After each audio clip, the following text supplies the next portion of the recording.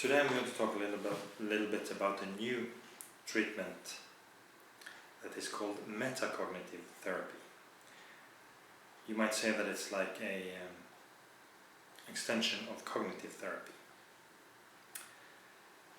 The main point in metacognitive therapy is that we do not have to ruminate or worry. That we have learned through our upbringing, through our culture, that worry and rumination is good in a certain way. Imagine that you have a child who always thinks very thoroughly through everything that he or she does. This child will often be praised and say, "Oh, John is so good. He always thinks very thoroughly about what he's about to do. And when he has done something, he always thinks very much about if he did it right. He really reflects on things." Okay? In many ways, rumination and worry is seen as something positive. Parents who worry a lot about their children might feel that they are good parents because they worry, they really care. Whereas, in actual fact, the caring doesn't help the children at all. It actually makes the parents tired so that they might have less energy for the child. So the main point in metacognitive therapy is that worry and rumination is unnecessary. I have a very good saying: do something about it or drop it. If you are able to do something about it right here and now, for instance, if you're with your child and you're worried that the child is never going to learn to read, you can sit down and try to teach the child to read. But when you're away from the child, there's no point in worrying about whether the child will learn to read or not, because you're not in a position of doing anything with it, so the worries will just be in the air, in vain, so to speak.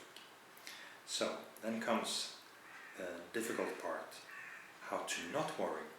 If you first decide that, okay, worry has no point, it's just wearing me out, just making me pessimistic. If you worry about what's going to happen, you can just be very pessimistic. You're not really better prepared.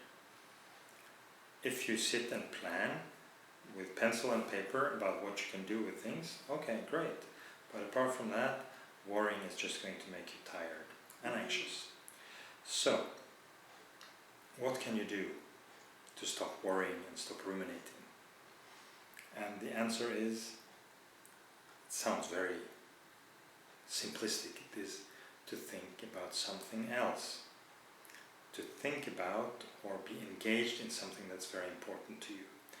We have this thing that we do all the time called detached mindfulness. You think about one thing, then you put that down and you think about another thing. Then you put that down and you think about a third thing.